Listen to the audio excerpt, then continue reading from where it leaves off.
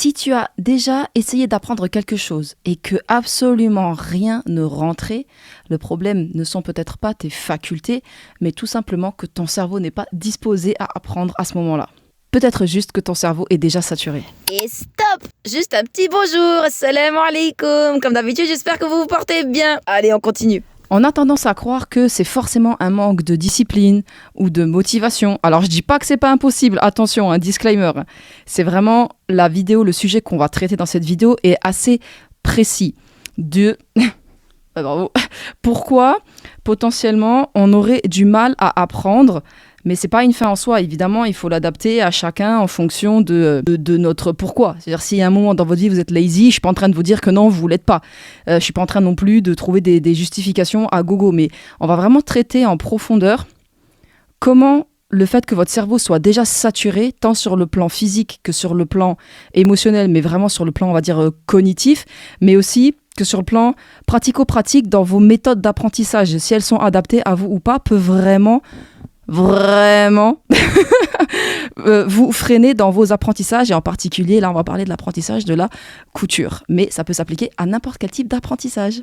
Parce qu'il y a une évidence qu'au moment où vous essayez d'apprendre, votre mental doit être disposé pour. Si ce n'est pas le cas, il y aura des freins qui vont provoquer des frictions, des obstacles, voire même vraiment des freins qui vont vous stopper net, en fait, vraiment vous freiner complètement. Il faut savoir qu'il y a un réel lien scientifique entre votre apprentissage et vos émotions, de même que la structure de votre cerveau au moment où vous cherchez à apprendre. Et pour ça, on va revenir à la base de qu'est-ce que c'est qu'une émotion. Il faut comprendre qu'une émotion, c'est un mouvement. Pourquoi ? Parce que derrière chaque émotion, il y a une action. Comprenez que vous êtes triste, vous allez pleurer. Donc là, forcément, on parle d'une action du corps.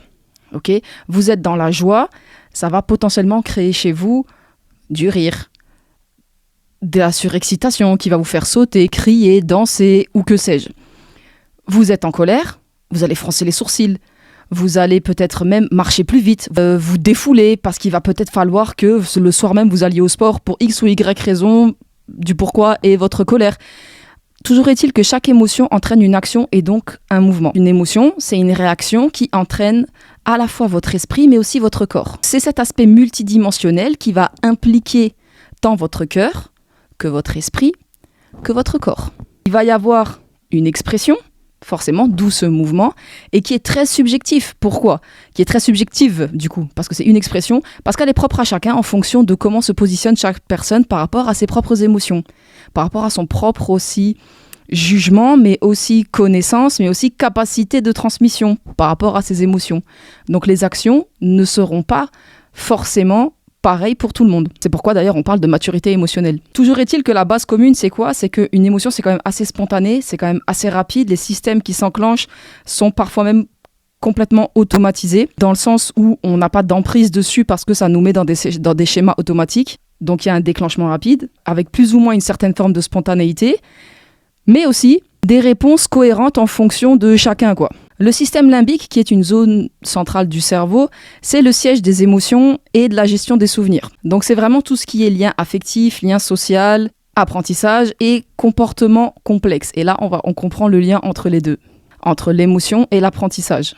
On a aussi le néocortex, qui est en fait un élément clé dans la prise de décision, qui est associé à des fonctions supérieures par rapport à justement nos choix, donc nos pensées et nos actions cognitives. C'est pourquoi on comprend à quel point les émotions ont un impact sur notre apprentissage. En fait, il y a vraiment une osmose et une cohérence entre notre esprit, notre cerveau, notre corps, qui du coup va réagir en conséquence, et notre capacité, on va dire, de plus ou moins savoir gérer ça, parce que c'est en lien direct avec nos émotions, vu que c'est aussi en lien avec nos hormones, parce que quand on est stressé, on va déclencher du cortisol. Le cortisol va potentiellement plus ou moins entraîner une espèce de brouillon mental qui aura forcément un impact sur la gestion de nos émotions, mais aussi sur notre cerveau.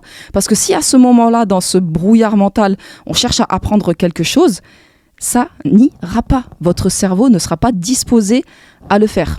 C'est pourquoi, basiquement, on peut facilement dire qu'un cerveau qui est en état de peur ou de stress ou d'anxiété aura beaucoup de mal à intégrer de nouvelles choses. Pour la faire courte, plus vous êtes joyeux, plus vous êtes détendu, plus vous avez de l'espace dans votre esprit pour vous ouvrir et donc forcément pour insérer de nouvelles choses à l'intérieur. En fait, c'est un réel processus de connexion neuronale, pour la faire courte, qui est plus ou moins bénéfique pour vous en fonction du conditionnement émotionnel dans lequel vous êtes.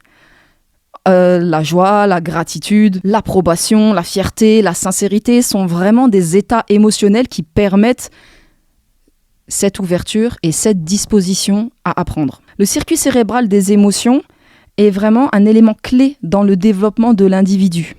Et ça a été vu et démontré par un professeur en neurosciences, neurologie et psychologie de l'Université de Southern California, Antonio Damasio.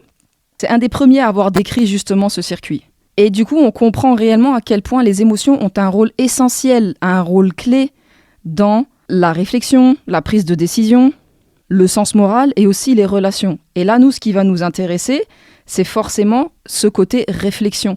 Si votre cerveau n'est pas ouvert à la réflexion, il ne peut pas être ouvert à la réception, ce qui va poser des problèmes si vous cherchez à apprendre à ce moment-là quelque chose.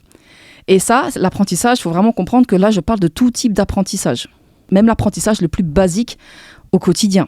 C'est pourquoi on voit vraiment les enfants qui sont stressés ou qui sont en mode survie ou qui vivent des choses vraiment très dramatiques ont des grosses carences dans leur apprentissage et même dans leur apprentissage du quotidien qui aura un impact sur leur autonomie. En fait, il faut vraiment comprendre que la portée que l'on donne aux émotions, c'est-à-dire la charge qu'on leur donne, qu'elle soit négative ou positive, est vraiment intrinsèque. Tout est une question de point de vue. Les émotions sont un indicateur pour nous apprendre quelque chose sur nous. Et il faut vraiment les analyser de cette manière-là. C'est un moyen de communiquer de notre cerveau, de notre corps, pour nous faire prendre conscience de choses, pour nous faire comprendre des choses, pour qu'on sache quoi régler en premier avant de pouvoir être ouvert à d'autres choses. Du coup, elles sont désagréables ou agréables qu'en fonction de la portée qu'on leur donne. En fait, les émotions sont vraiment le reflet de nos souhaits et de nos besoins profonds.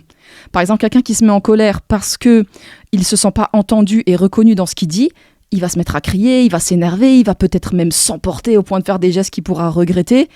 Mais ça reflète juste un besoin profond d'être entendu et d'être reconnu, peut-être même d'être validé. Donc en soi, je ne suis pas en train de dire que tout est une excuse au débordement, évidemment non. Le but, c'est de se connaître et de se comprendre pour pouvoir, là, en l'occurrence, nous, dans le cas qui nous concerne, agir dans notre apprentissage. Parce que on comprend, là, du coup, après avoir vu ce qu'on a vu juste avant, à quel point votre système émotionnel aura un impact dans votre bien-être mental, qui aura un impact sur ce que vous êtes prêt à faire ou non, et ce que vous êtes prêt à retenir ou non, ou sur ce que vous êtes prêt à faire rentrer de nouveau dans votre vie. Pourquoi ? Parce que ça va directement taper dans la rigidité, ou au contraire, le manque de rigidité, ou le manque d'organisation, le manque de fonctionnalité de votre esprit. C'est pourquoi les travaux de Maslow interprètent ça de manière assez graphique et on comprend réellement en fait à quel point cette hiérarchie, cette structure nous permet de comprendre qu'il y a des besoins que l'être humain a qui sont normaux et que tant qu'ils ne sont pas validés, on ne peut pas passer au niveau supérieur. L'être humain a fondamentalement une hiérarchie qui lui assure sa sécurité et qui lui permet de s'élever. C'est comme si quand vous cherchez à apprendre la couture, alors que vous, dans votre tête, vous n'y êtes pas du tout. Vous n'êtes pas prêt pour X ou Y raison. Vous cherchez à construire votre toit alors que vous n'avez même pas de fondation. Vous cherchez à mettre des fenêtres alors qu'on n'a même pas les premiers murs qui sont faits. Ça n'a pas de sens. Ou alors, vous avez les fondations et vous mettez une porte, mais il n'y a rien d'autre autour. Ça n'a pas de sens. Respectez vos besoins, analysez cette pyramide pour pouvoir justement comprendre où vous en êtes et qu'est-ce qui a besoin d'être comblé par rapport à votre état là, actuel, pour savoir qu'est-ce qui potentiellement peut vous bloquer, vous freiner dans votre apprentissage. Qu'est-ce qu'il faut régler ? Qu'est-ce qu'il faut solutionner pour pouvoir être prêt à level up en termes de capacité, compétences et acquisition. En fait, l'intérêt de ce modèle pyramidal, c'est vraiment de comprendre la mise en évidence entre les motivations d'une personne, l'insatisfaction de certains besoins qui vont la freiner dans les besoins du coup supérieurs. C'est pourquoi la compréhension globale de ces besoins permet vraiment de les satisfaire et de pouvoir suivre, on va dire, une certaine forme de cohérence dans son évolution qui nous permet d'acquérir des bases solides. Dans votre apprentissage, vous devez être opérationnel pour pouvoir apprendre. Si vous ne l'êtes pas, vous brûlez des étapes. Et en fait, ça va vous freiner et vous allez mal interpréter le pourquoi vous n'arrivez pas à apprendre. Et vous allez peut-être même, par différents biais de confirmation, différents biais cognitifs, vous trouver toutes les bonnes raisons pour vous donner raison et pour en fait créer votre propre cercle défectueux envers vous-même. Et en fait, la boucle est bouclée, quoi. Et ça, j'en ai parlé plus largement dans la vidéo précédente. Pour aller un peu plus en profondeur, il faut qu'on comprenne la notion de charge cognitive. La charge cognitive, c'est tout ce qui est en trop dans votre cerveau qui vous empêche d'avancer. Mais certaines choses aussi ne sont pas en trop. Pourquoi ? Parce que, en fait, c'est juste le désordre. On appelle ça le brouillard mental, qui fait que, forcément, comme c'est en désordre, vous n'allez pas réussir à mettre quelque chose de nouveau. Votre cerveau, il va vous dire stop, il y a déjà assez. C'est déjà le souk. Qu'est-ce que tu veux rajouter encore ? Et en fait, le message qu'il envoie dans le fait de vous bloquer dans votre apprentissage, c'est ça. C'est attends, il faut déjà ranger là, tout ce qu'il y a là, avant de vouloir rajouter quelque chose d'autre. Et c'est là où justement les biais vont rentrer en compte parce qu'ils vont vous donner moult raisons de vous donner raison, de dire ouais mais toi t'es bête, mais toi t'y arrives pas, mais t'as pas de motivation, mais tu sais pas apprendre, mais tu retiens rien, mais t'as aucune compétence, t'es pas manuel, t'es ci, t'es mi, bref. Alors qu'en fait c'est pas ça, pas forcément.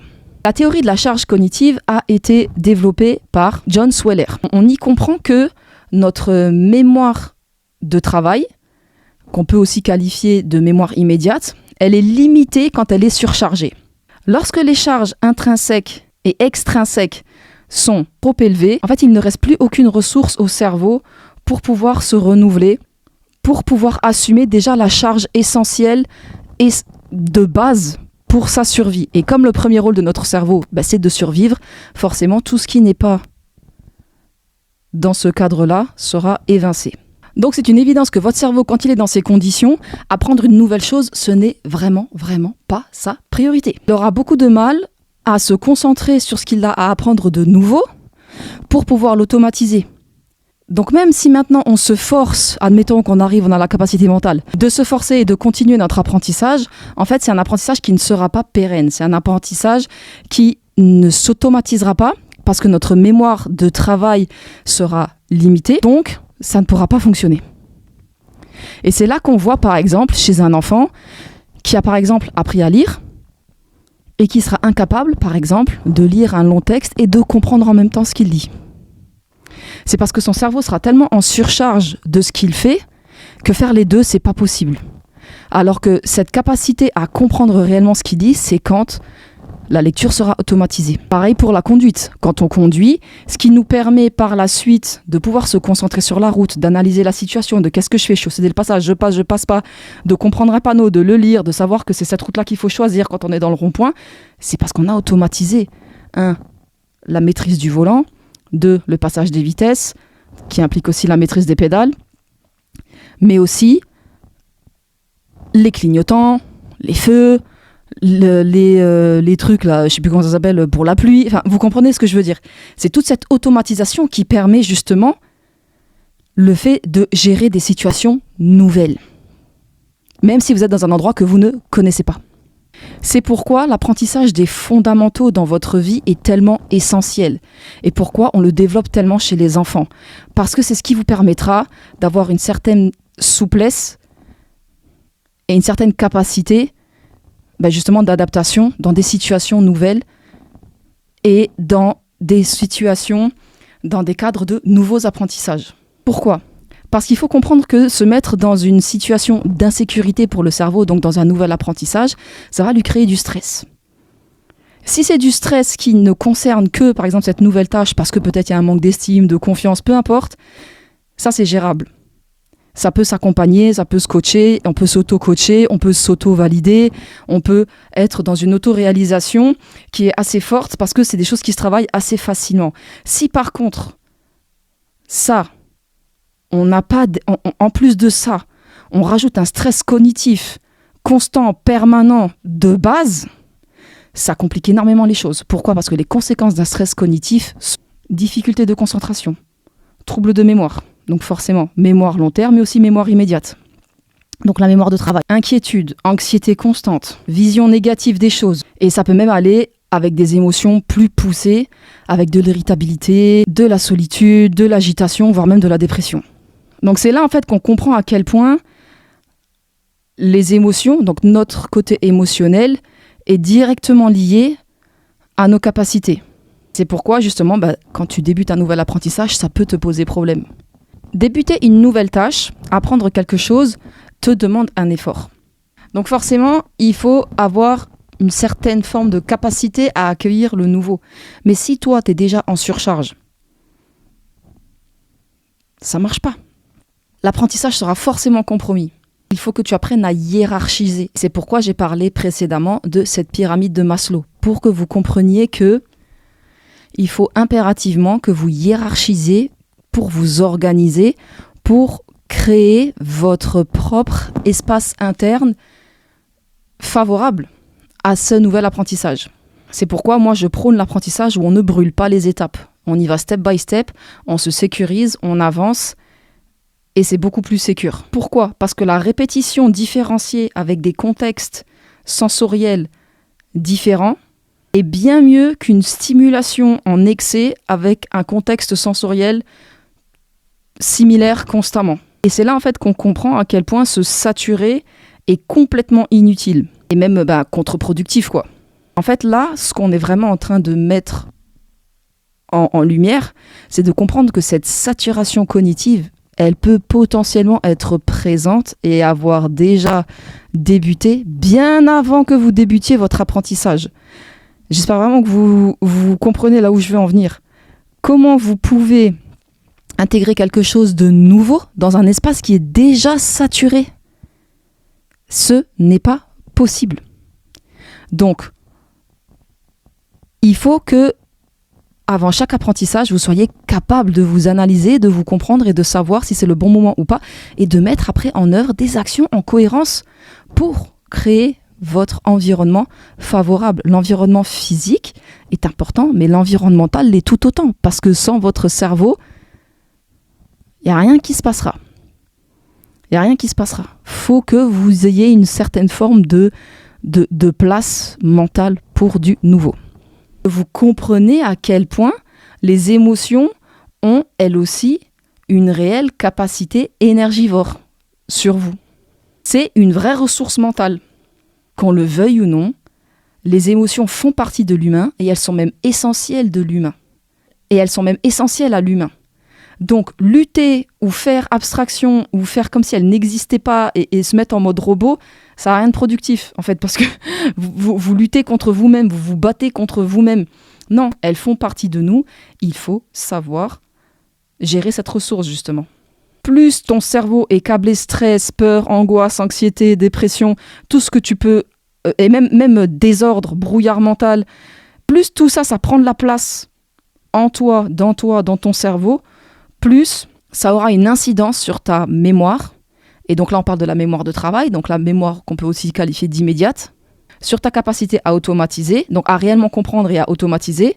Et forcément, ça va réduire ta capacité à apprendre. C'est pourquoi il faut vraiment apprendre à identifier ses émotions, les comprendre, les réguler. Pour ça, il faut déjà s'écouter. C'est tout ça, c'est tout cet ensemble qui va nous permettre de pouvoir les utiliser à notre avantage et de créer justement cet environnement favorable à l'apprentissage. Parce que si vous ne faites pas ça, comprenez vraiment tout ce que là on a développé, ça vous permet vraiment de comprendre que les émotions peuvent vraiment être une charge cognitive phénoménale. Une charge cognitive supplémentaire phénoménale. Ça crée une compétition avec votre apprentissage et forcément l'apprentissage va perdre. C'est une évidence. C'est une évidence parce que votre cerveau il est câblé pour vous faire survivre. Et surtout si en plus vous êtes vraiment câblé en mode négatif, c'est-à-dire que vous interprétez tout en mode négatif, la charge cognitive sera d'autant plus forte parce que comme on a déjà pu le voir dans la vidéo précédente, le négatif a plus de poids, plus de force dans votre cerveau que le positif. Malheureusement, c'est comme ça. Ça va vraiment bloquer la gestion de votre charge cognitive et a fortiori freiner vos apprentissages. Reconnais tes émotions, valide-les. Elles sont là pour t'aiguiller. Elles sont pas là contre toi, elles sont pas là pour toi. Elles sont juste là parce que c'est ton fonctionnement. L'être humain est fait comme ça. C'est toi qui décides du coup si t'en fais un allié ou un ennemi. Ta relation à toi est essentielle. Il faut vraiment cultiver ça pour te connaître, te comprendre et donc mettre tes émotions à ton service en fait, pour pouvoir créer une harmonie en toi, pour qu'elle s'incarne à l'extérieur de toi et que ça aboutisse en fait tout simplement et que tu puisses vraiment développer toutes ces nouvelles connaissances et être focus sur ton apprentissage. Les émotions ne sont ni positives ni négatives.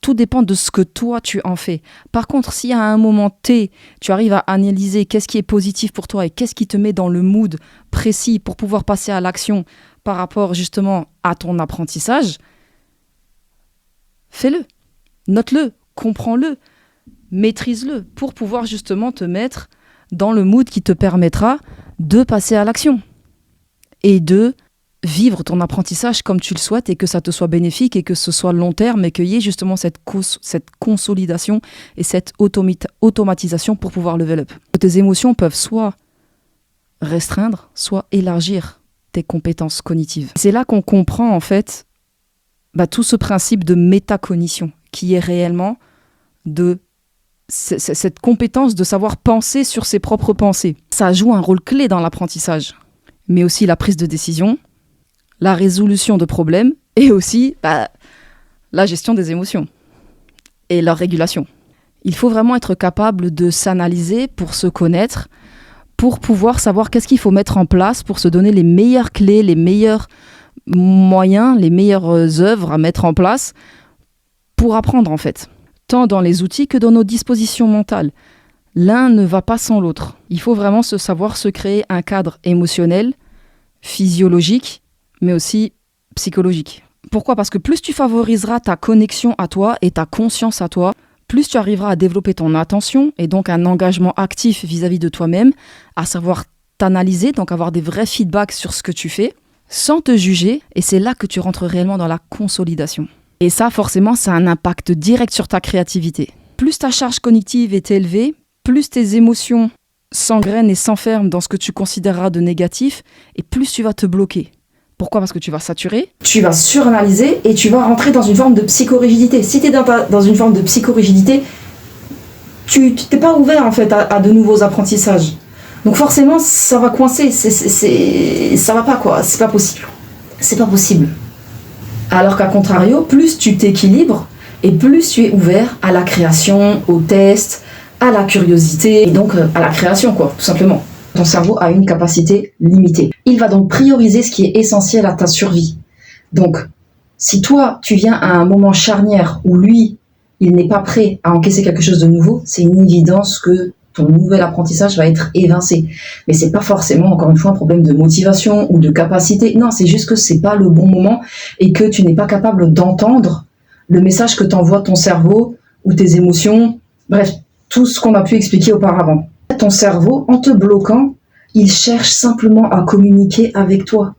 Donc ne coupe pas cette communication, entends, réceptionne et agis en fonction. Il te dit tout simplement que tu dois te traiter en priorité en fait. Aussi simple que ça.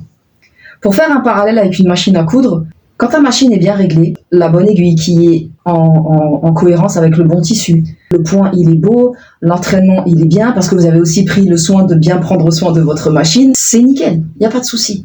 Par contre, si votre machine, il n'y a pas la bonne aiguille, la tension est trop forte, qu'est-ce qui va se passer ? Peut-être même que c'est pas le bon fil, ça va pas, ça ira pas sur le plan esthétique. Toujours est-il que même ne serait-ce que la tension trop forte, vous prenez pas soin de votre machine, vous la lavez pas par exemple, il y aura des soucis. Le fil va casser, le point il va pas être beau, ça va faire des nœuds, ça va peut-être même faire carrément des fronces sur votre tissu. Ça va peut-être même déchirer votre tissu. Vous aurez beau avoir le meilleur tissu au monde, le meilleur fil au monde, la meilleure machine au monde, les meilleures compétences au monde, si tout n'est pas coordonné avec cohérence et harmonie, ça n'ira pas. Faites le parallèle avec votre cerveau et tout ce que je vous ai expliqué juste avant, c'est le même.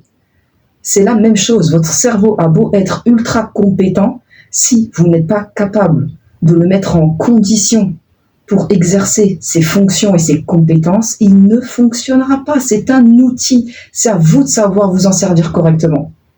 C'est à vous de le bichonner, comme vous bichonnez votre machine à coudre, comme vous allez bichonner votre tissu en utilisant la bonne aiguille, le bon fil, la bonne tension. C'est la même chose.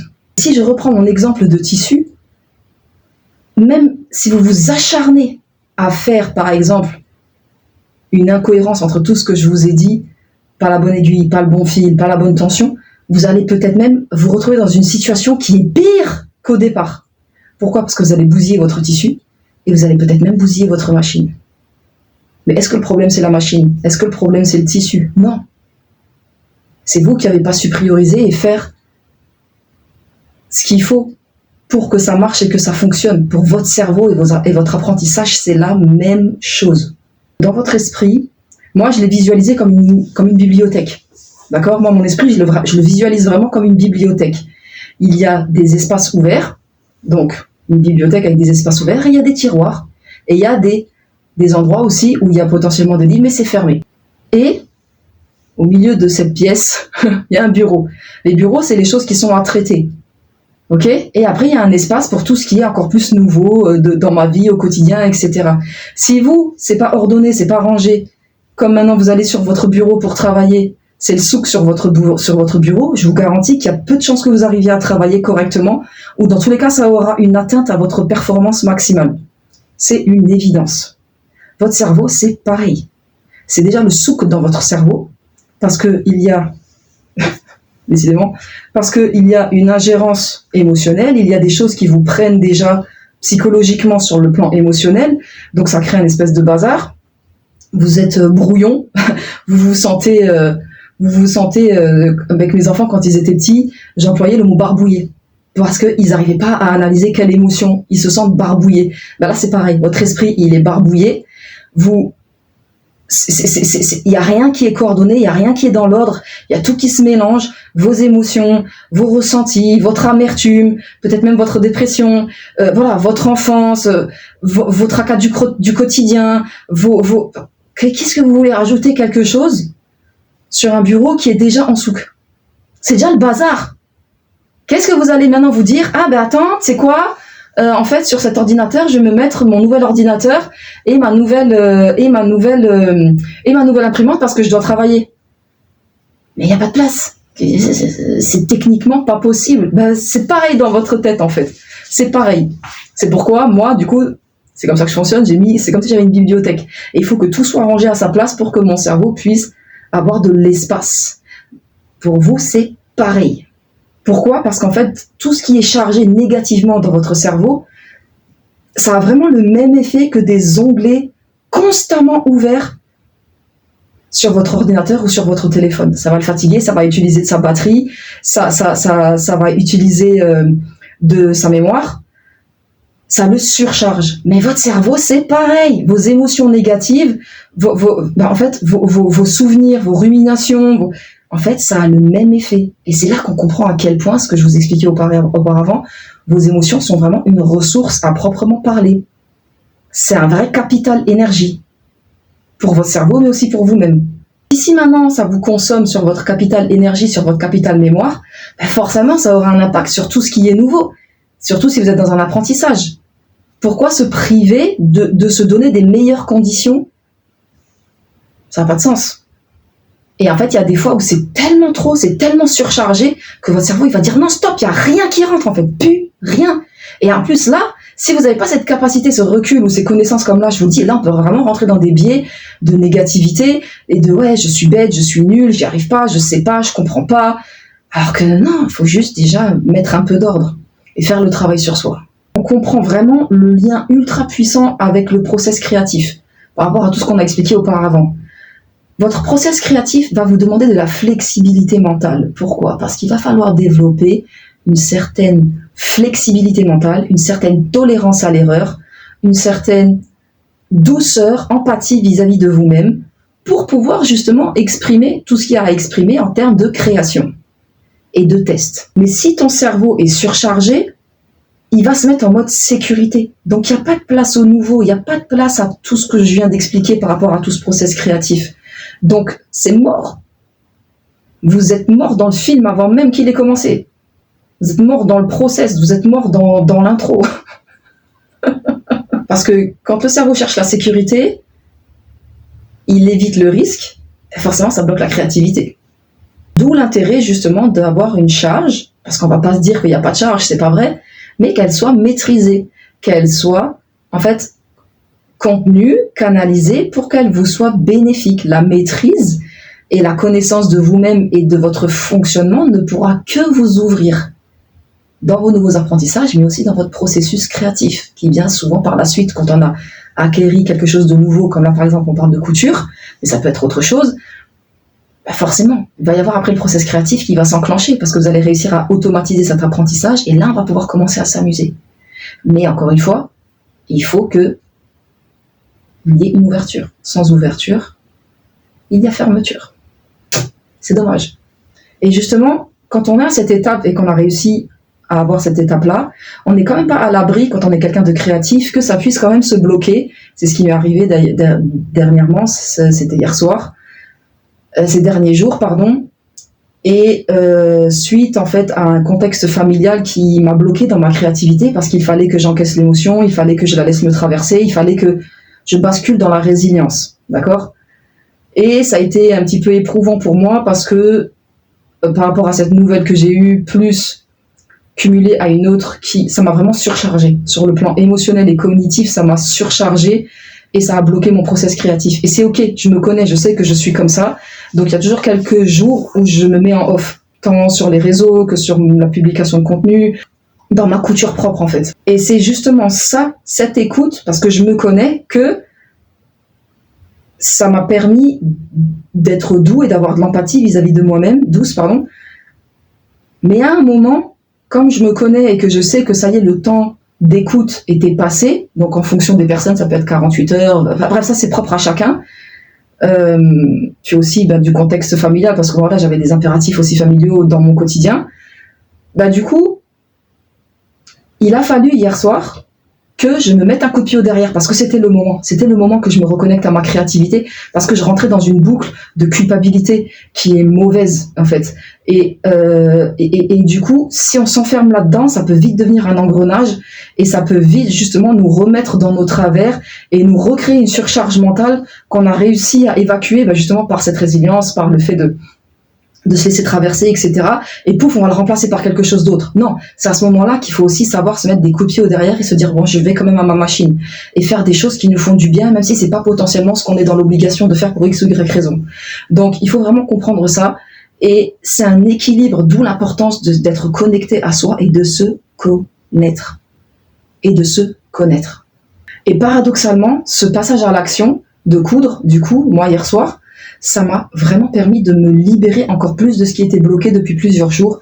Et en fait, pendant l'action de coudre, je pleurais. Et je pleurais, et je pleurais, et je pleurais. Et ça a été libérateur. Vous voyez ? Donc, voilà, c'est propre à chacun. Là, je vous partage mon histoire pour que vous compreniez et que ce soit matérialisé et que vous arriviez un petit peu à faire le lien. Mais c'est vraiment comme ça que je l'ai vécu. Et ça m'a fait un bien fou. Ce qu'il faut comprendre, c'est que ton potentiel est toujours présent. Il faut juste être capable de savoir lui donner les conditions pour s'exprimer. Et pour ça, il faut lui donner de l'espace pour qu'il devienne connecté à ton talent.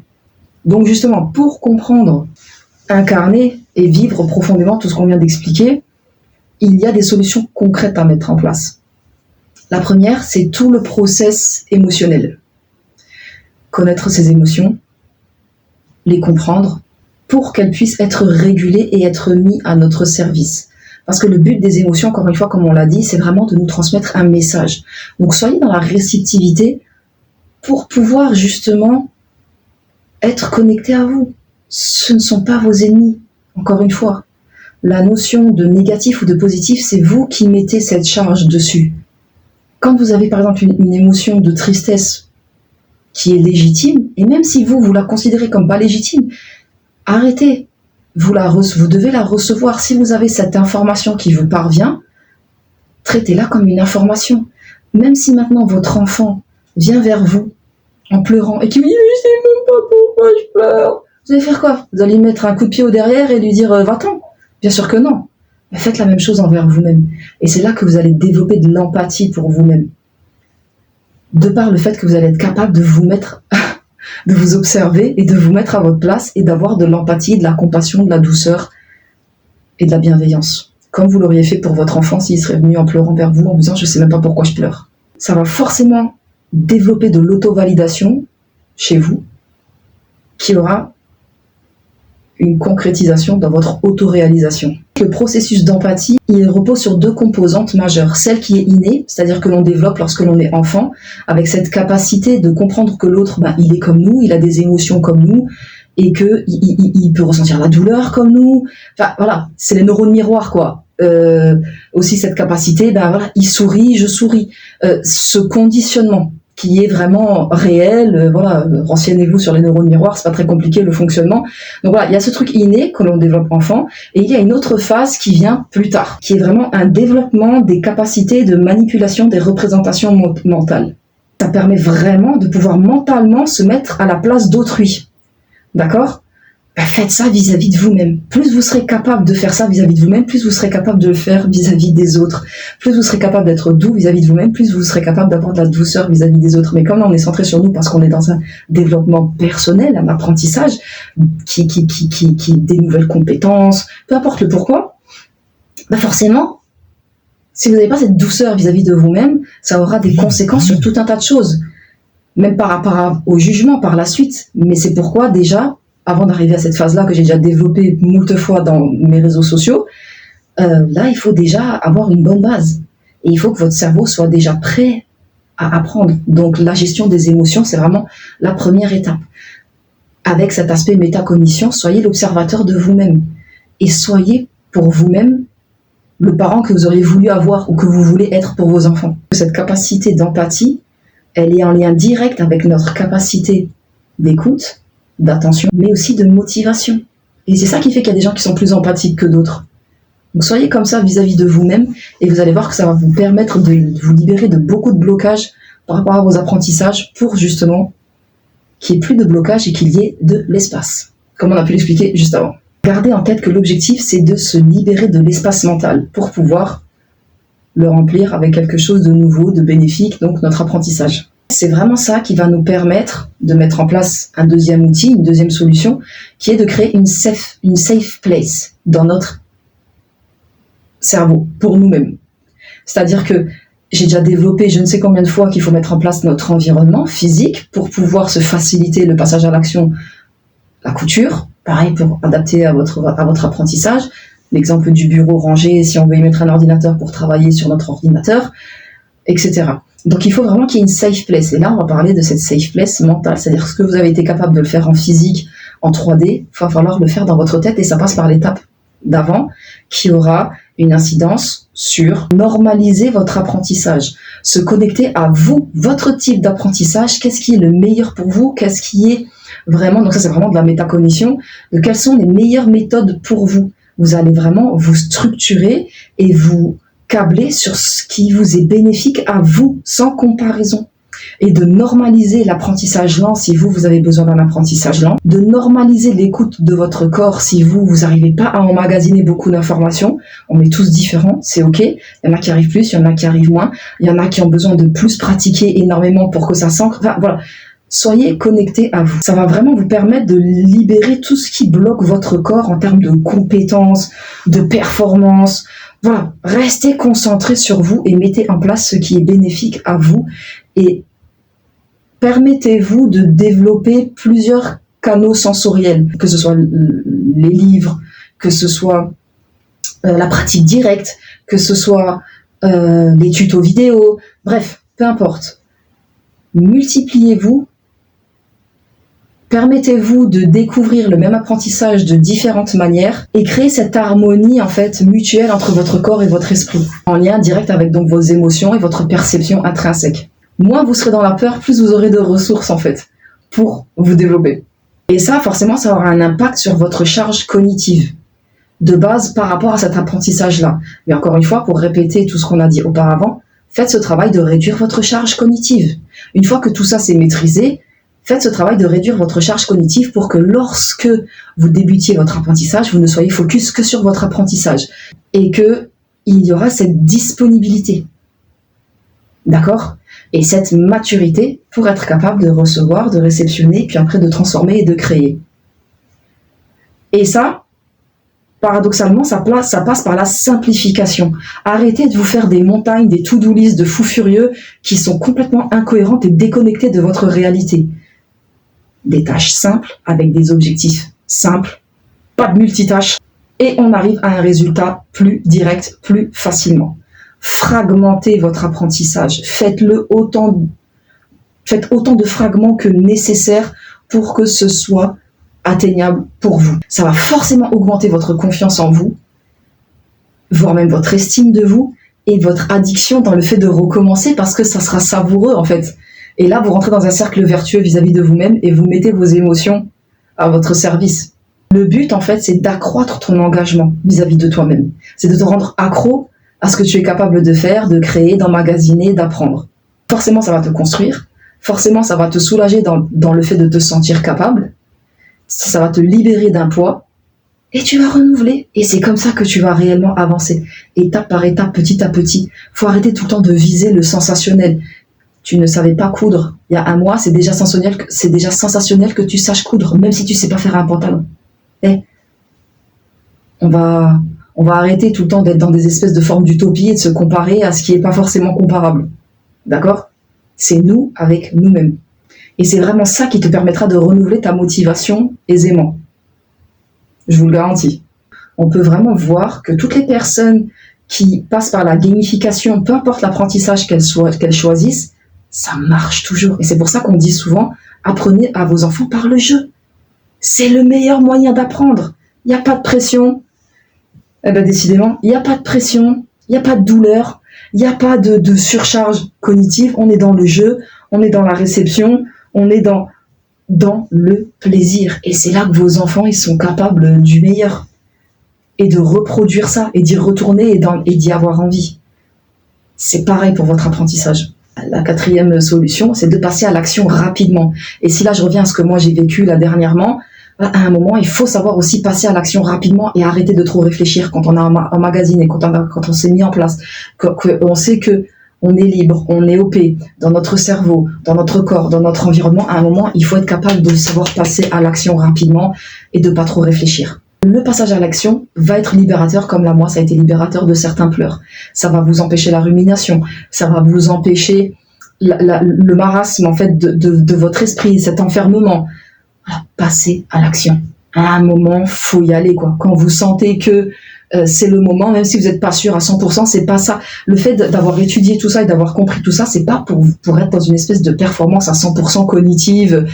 Oh purée, je suis pas sûr, je suis sûr qu'à 70%. Ah, c'est bon, on a déjà atteint les 60%, t'y vas, c'est bon. À un moment, faut y aller, quoi. Faut tester le truc, faut voir, faut rebondir, faut analyser, on recommence et tout. Voilà, à un moment, faut passer à l'action, faut y aller. Et c'est pourquoi, justement, le process de gamification est ultra important, mais après, juste, on passe à l'action, quoi. Paradoxalement, ce passage à l'action dans ce nouvel apprentissage, mais aussi dans votre process créatif, va vous permettre de mieux gérer vos pensées, va vous permettre de réguler votre système émotionnel. Et c'est là que vous comprenez à quel point tout ça, c'est une osmose et une harmonie.